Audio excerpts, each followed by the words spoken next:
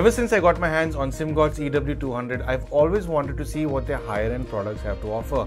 Thank you to Simgot for making this review possible by sending me this demo unit. All thoughts and opinions are my own. So let's jump straight into this review with how these are built. This has got a very premium unboxing experience. Everything from the print on the front to all the specs at the back scream premium. The front of the box has a phoenix rising with the model number below it. It's really beautifully done. The rear of the box has all the information you need on a spec front and an exploded view of what's on the inside of the IEMs. Upon opening the box, you're greeted with another beautifully designed logo, and when you flip this over, you'll see the IEMs, the ear tip box under them, and an accessory box on the lower side of the box, which also has a very neat design on the corner of it. You'll get a carrying case in it and the cable within the carry pouch, and you'll also get the literature. You get 3 ear tip sizes to choose from: small, medium and large, and these are soft and very comfortable to wear over prolonged periods of time. The cable is an oxygen-free copper silver plated cable which has a 0.78 mm termination for the IEMs to connect to and a 3.5 mm termination at the other end to connect to your devices. I wish this cable was longer since my desktop amp sits further away from me when I pull my keyboard tray out, but I am being picky. It's the perfect length if you plan on using it with a portable device. The side with the 3.5 mm termination has a metal build along with the Simgot branding on it, and the middle of the cable does have a junction point, but there is no microphone here. Simgot's made it very clear that these are purely for audio consumption. Moving on to the IEMs. These are a dark set of 3D printed IEMs with a resin housing which does look gorgeous in the flesh, but due to its finish tends to be a fingerprint magnet. Skin oils light up on this finish like a Christmas tree, but can be wiped off easily. The left IEM has the Simgot logo on its faceplate, while the right one has the Phoenix logo design on it. Below these logos, you'll find a small venting port which is protected with a meshing. On the inside of these IEMs, you'll see the EM6L model number mentioned above the Phoenix text, and these also have the left and right markings. Comfort-wise, I usually have discomfort in my left ear more often than not with most IEMs, but not with these. I've had these on for long periods of time, and at no point have I felt any discomfort. The ear tips also contribute towards this being as comfortable as they are.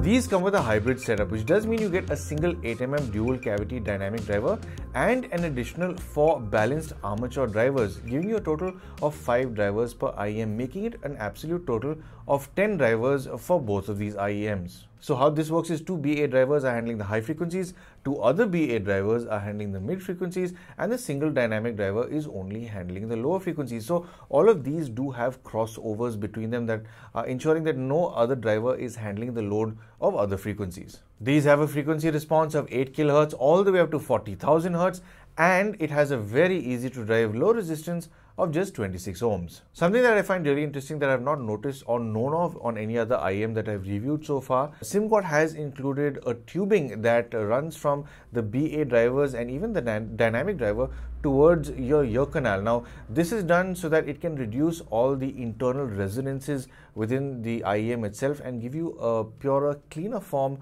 of the audio directly from the driver. On a volume front, there's no real need to crank this too high because of its low resistance. It's fairly easy to drive. So I did plug this into my desktop setup, and I didn't find myself going anywhere above the 9 o'clock position on low gain, and the same was true for my portable setup.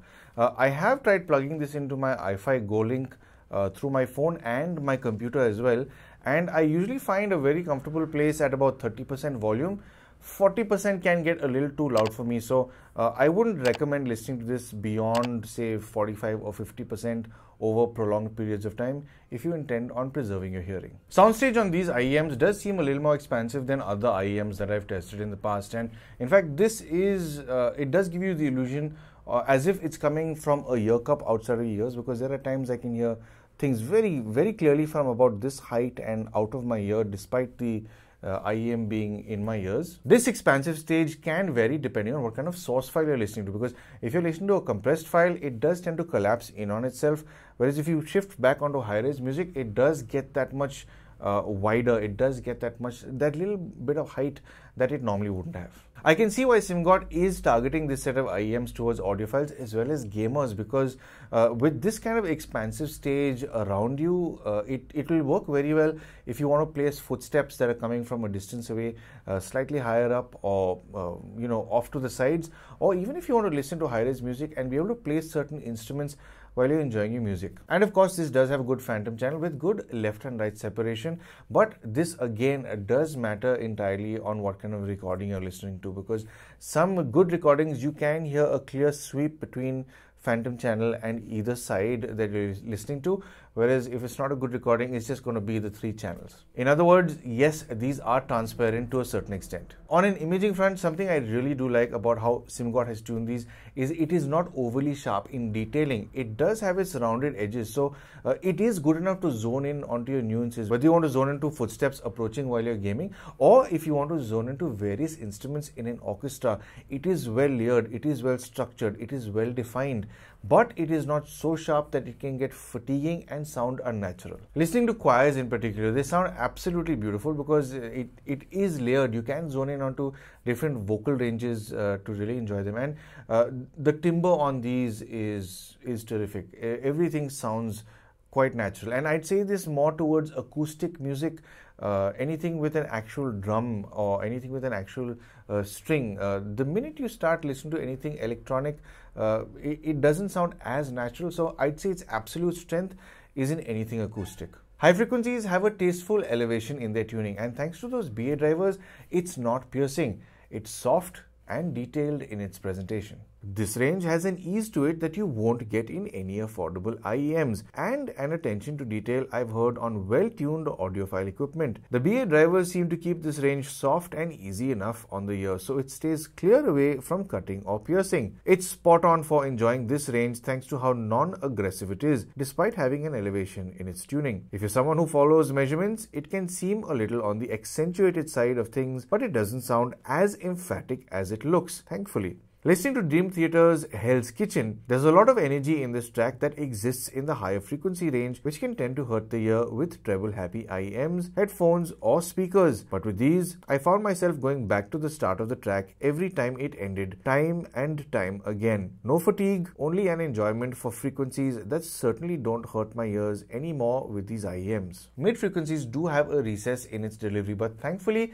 it doesn't seem as if it's been thrown too far back in the distance. It's present and well detailed, but I can see some people wanting it to be a little more prominent. Instruments in this range tend to have more prominence, which can give vocals a sense of being not as important to a certain extent. But this can vary depending on how good or bad a recording you're listening to, as well as how your hardware performs with these IEMs. Thankfully, this range is well rounded in the lower mids, so you're not going to have to listen to nasal vocals from male or female vocals. Listening to Sarah Niemietz perform Don't Dream It's Over with Pomplamoose, her voice comes through cleanly, albeit a little more recessed than I've come to enjoy. But there is a nice weight to her voice along with the huskiness she has with these IEMs, and it doesn't thin out or lose emotion. You can almost hear the fun they've had while recording this track, and that recess can always do with the slightest tweak with an EQ if you really want that little bit of a boost in this range. Low frequencies didn't leave me very impressed until I realized I was listening to an old compressed track.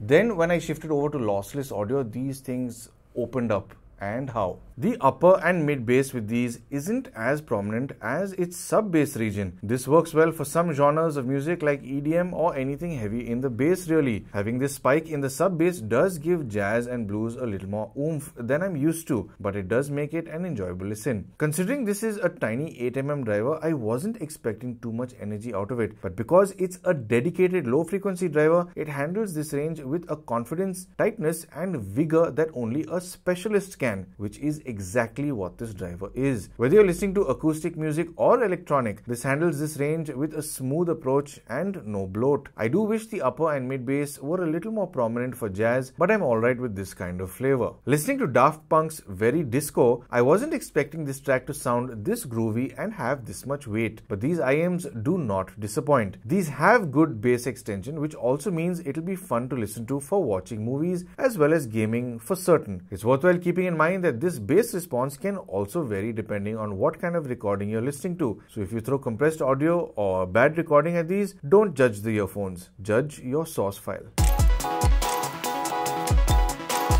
So to sum up, on a build front, these things are beautifully put together. In fact, some IEMs that I have handled in the past usually don't have a very nice seal with faceplate and the rest of the body. Everything I've seen from Simgot so far has actually been pretty precise. There's not been any signs of glue. It is top quality stuff. The cable also is a very nice quality cable. The only real issue I have with these is the fact that it is an absolute fingerprint magnet, because as beautiful as it looks, in fact, when I unboxed it, I was very taken with how it looked. The overall finish is absolutely gorgeous. But the minute you touch it, any finger oils, any grease that you may have on your finger is just going to stick to it. And it creates this kind of rainbow effect until you wipe it. So thankfully, even if I handle them, I don't have to look at them once they're in my ears. So only when I put them back in the storage pouch do I usually wipe them down and put them in the pouch, which is generally a good practice. On a sound front, I really wasn't expecting these to be as transparent as they are with different kinds of equipment, because I have shuffled between my Hi-Fi Go Link, my very old FIO portable setup and my desktop setup, and there is a considerable shift in everything between all the gear. You can tell that there is color with my older FIO player compared to a much cleaner response with the Hi-Fi Go Link, and then when I shift over to my desk setup, it's just more alive in the bass. It's driving it so much better than a portable setup would, which is most likely what any desk setup will do. Usually I would expect this level of transparency from something that's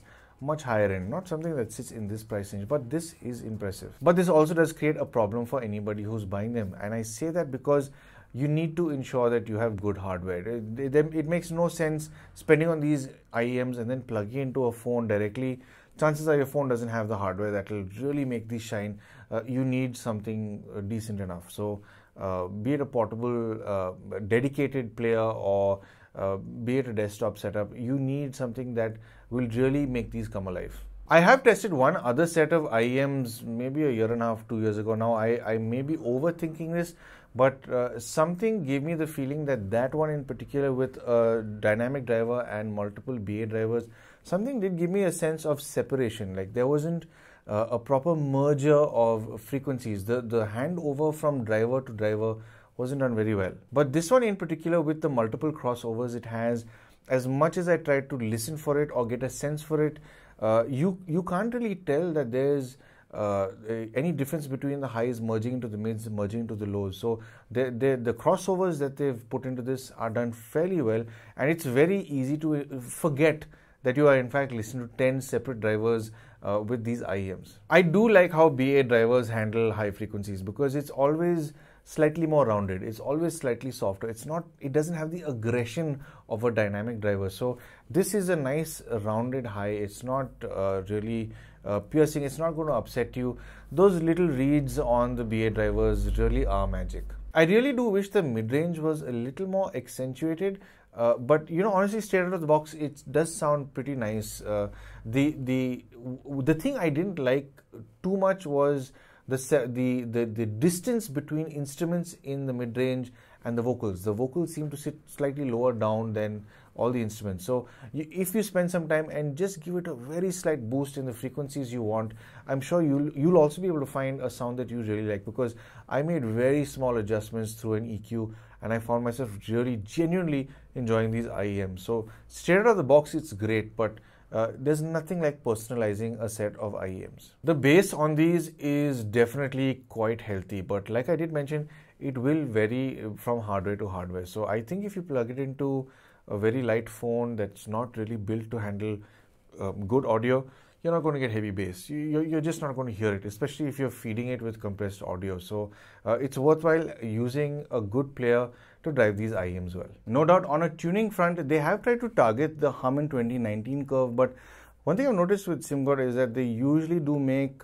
small tweaks to what their target is, and they usually, more often than not, get it pretty right. So I'd say these sound terrific straight out of the box. You can tweak it a bit if you do want slight differences in the overall sound, and the build quality is absolutely top notch. So I'd say these are terrific value for money if you do have this kind of budget. So speaking about the price, how much do these cost? Well, I'll tell you the price at the time we're recording, but right now these are available, from my knowledge, on Headphone Zone here in India, and if you're watching from abroad, you can buy these from Linsol Audio as well. But depending on where you're living, feel free to check and see online, because I'm sure there are other distributors that Simgot does have. So at the time of recording this video, these have a maximum retail price of about 12,999 rupees, which is $109.99. That's $109.99. And they have a selling price of, now this is at the time of recording it, there might be discounts that happen at certain times. These have a selling price right now of $10,990, which is $98.99. So like I said, you can buy these off of Headphone Zone in India or off of Linsol Audio if you're watching from abroad. So are these value for money? Well, I'd say these are superb value for money. If you do have this kind of money, it's I know for a fact that this is not going to be a short-term product, because you can see the amount of effort that has gone into this. From the unboxing to handling these to listening to these, you can tell that there's a lot of care and passion that has gone into creating this very product. And in fact, Simgot does not outsource anything to other companies. They do everything in-house. They have their own R&D, their own manufacturing, their own tuning. Absolutely everything is done in-house. So that does tell the story of how much they care about their own products. So all in all, I'd say it's super value for money, and I would highly recommend these. So I hope you found this video helpful and informative, and I hope I've helped you make some sort of purchase decision. If you would like to help the channel, I'm sure you know exactly how to. But of course, thank you for tuning into Paul's POV for some sound advice.